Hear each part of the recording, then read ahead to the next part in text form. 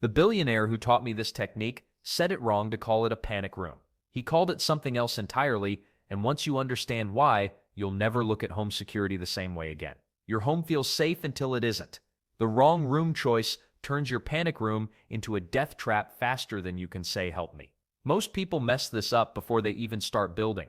Interior rooms win every time. Windows might make you feel less trapped, but they're basically neon signs screaming, "Break in here," to anyone outside.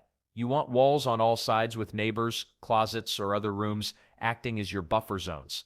Think of it like wearing armor. The more layers between you and trouble, the better your odds.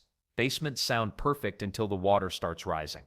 Sure, concrete walls can stop bullets better than drywall, but they can't stop Mother Nature from turning your safe haven into a swimming pool. Check your flood history before you commit. Nobody wants to choose between drowning and whatever's waiting upstairs. Location beats everything else. Your panic room could be built like Fort Knox, but if it takes 3 minutes to reach during an emergency, you're toast. The average home invasion lasts 4 to 6 minutes total. Do the math. Every second counts when adrenaline kicks in and thinking gets fuzzy. Map out routes from bedrooms, living areas, even the garage, if that's where trouble might catch you. Then there's the size factor that nobody talks about. Bigger isn't better when you're spending your life savings on reinforcement materials. A walk-in closet costs half as much to secure as a spare bedroom, and honestly, you're not hosting dinner parties in there. Small spaces also mean faster air circulation, easier climate control, and less square footage for mistakes to hide in. But here's where people get clever. Distance from entry points matters more than most security experts admit. Intruders follow predictable patterns. They check obvious spots first: master bedrooms, home offices, anywhere that looks valuable. Your panic room should be the place they'd never think to look, tucked away from front doors, back doors, and those convenient first-floor windows everyone loves until they don't. The psychology works in your favor too. Most break-ins are grab-and-go operations. Professional criminals want easy targets, not treasure hunts through your house layout. Make them work for it, and they'll probably give up and move on to easier pickings down the street. Well, speaking of making them work for it, room selection is just the foundation. You could pick the most strategically perfect closet in your house, but if the walls crumble like graham crackers when tested, your perfect location becomes perfectly useless. The real magic happens when you transform those basic walls and flimsy doors into something that could make a bank vault jealous. That's where most DIY security projects either succeed brilliantly or fail spectacularly, and the difference usually comes down to understanding what actually stops determined people versus what just looks intimidating on home improvement shows. Your room selection was just the foundation. Now comes the fun part where you turn regular walls into something that could probably survive a zombie apocalypse. Well, maybe not zombies, but definitely unwanted visitors. Standard drywall might as well be made of crackers when someone really wants to get through.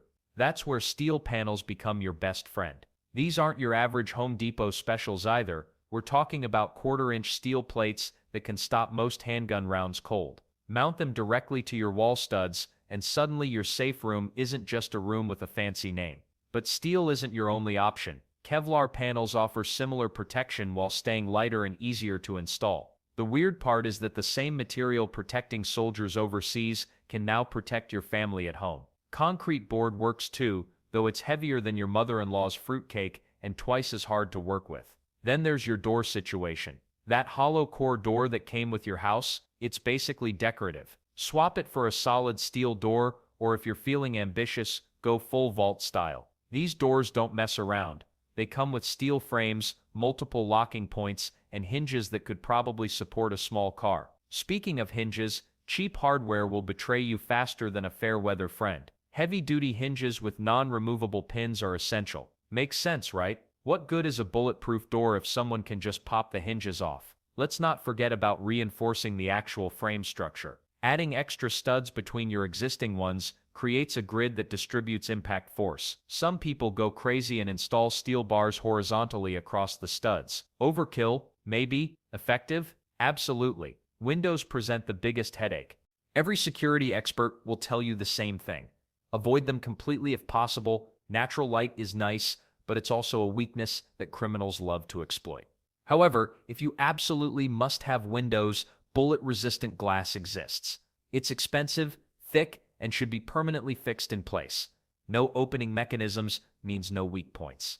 Here's something most guides won't tell you: the order of your upgrades matters. Start with the walls, then move to the door, and finish with any window modifications. Why? Because once you install that heavy steel door, maneuvering large wall panels becomes a nightmare. Trust me on this one. The interesting thing about all these reinforcements is how they work together. Your steel door means nothing if the walls around it are still weak. Similarly, bulletproof walls won't help if your door frame can be kicked in by an angry teenager. Budget-conscious folks often ask about phased improvements.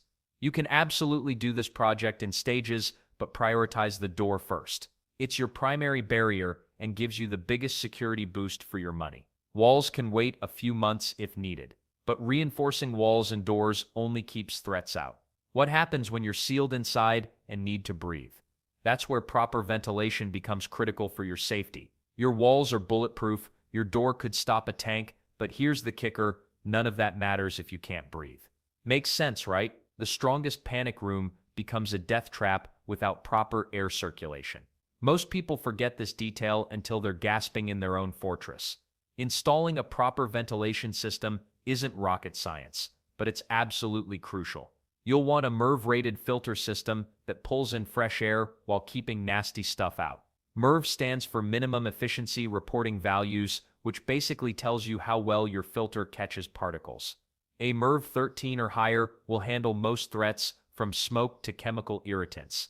The system needs independent power too. When the lights go out, your lungs still need to work. But what about chemical attacks or gas leaks? Well, this is where things get interesting. Professional-grade systems cost thousands, but you can create emergency sealing for under $50.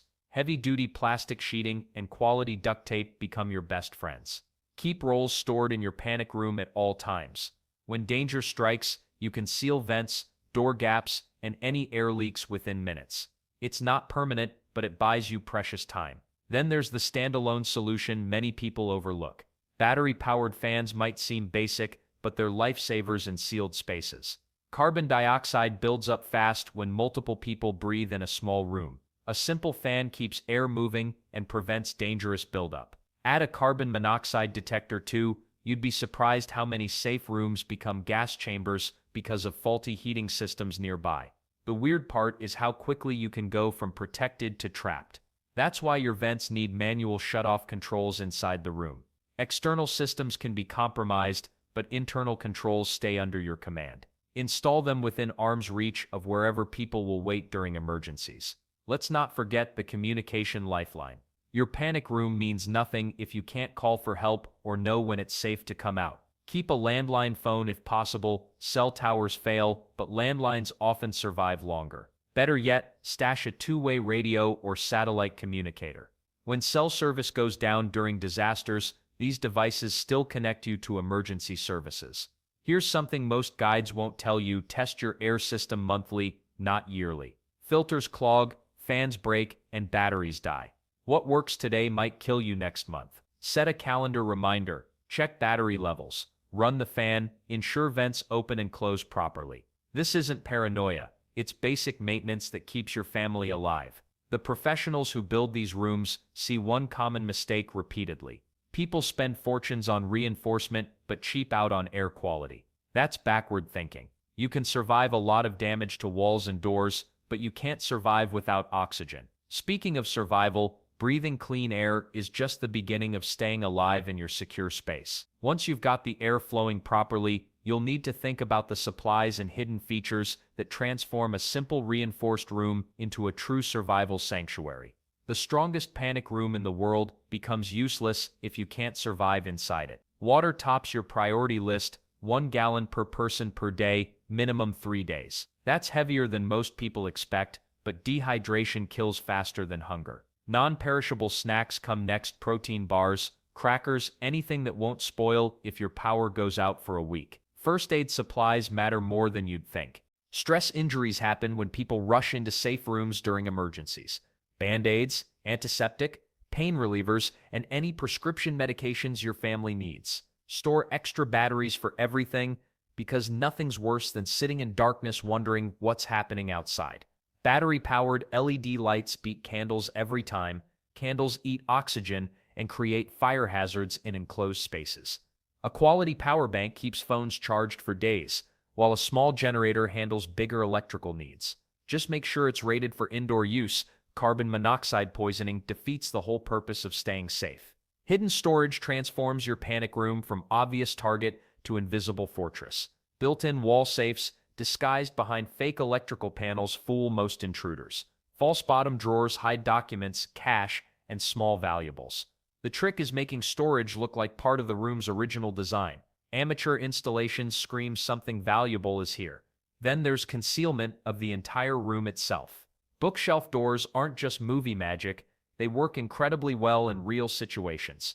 A heavy bookcase on hidden hinges looks completely normal until you need quick access. False walls behind closets create hidden entrances that most people walk past without noticing. Even basement storage rooms can disappear behind fake wine racks or utility panels. The psychology behind concealment runs deeper than basic hiding. Professional burglars spend an average of 8 to 12 minutes inside homes. They hit obvious locations first: master bedrooms, home offices, traditional safes. A genuinely hidden panic room doesn't even register on their mental checklist of places to search. Well-designed concealment pays double dividends. Your panic room serves as everyday secure storage for important items while remaining completely invisible during normal family life. Guests, service workers, and casual visitors never suspect its existence.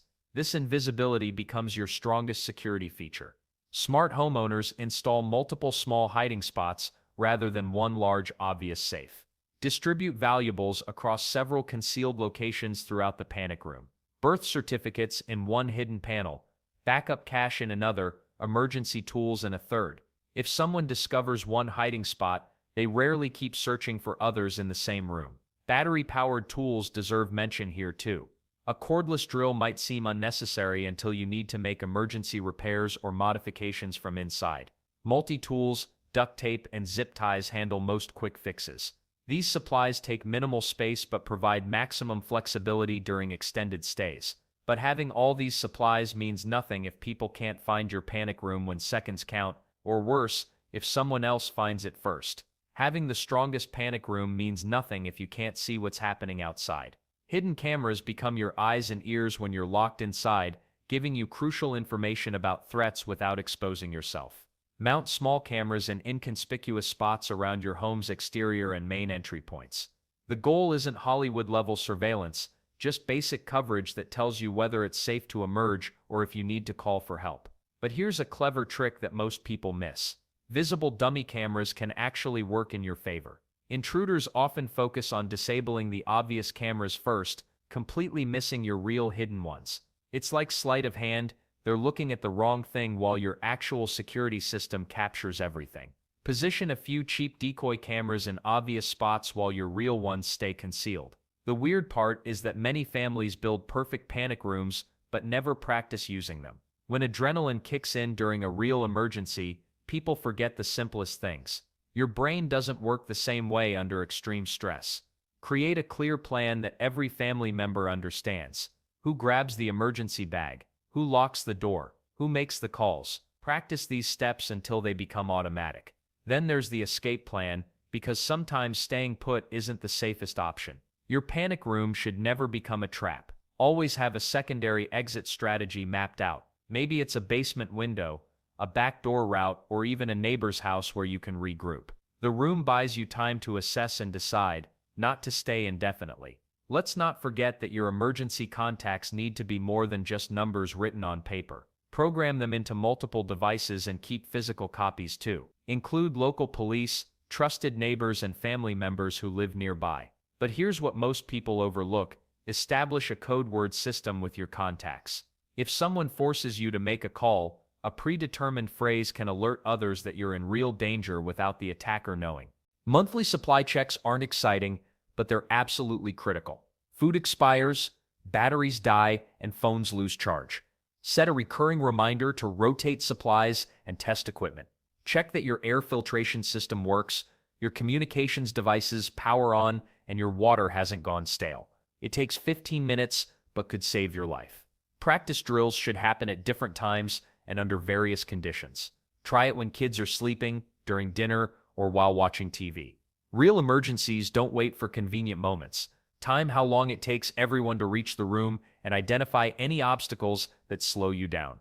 Maybe that hallway table needs moving, or perhaps the room's lock is too complicated for younger family members. Your monitoring system needs backup power too. When the electricity goes out, standard security cameras become useless. Battery backups or small generators keep your surveillance running when you need it most. Building a panic room is just the beginning. Knowing how to use it effectively makes all the difference when seconds count.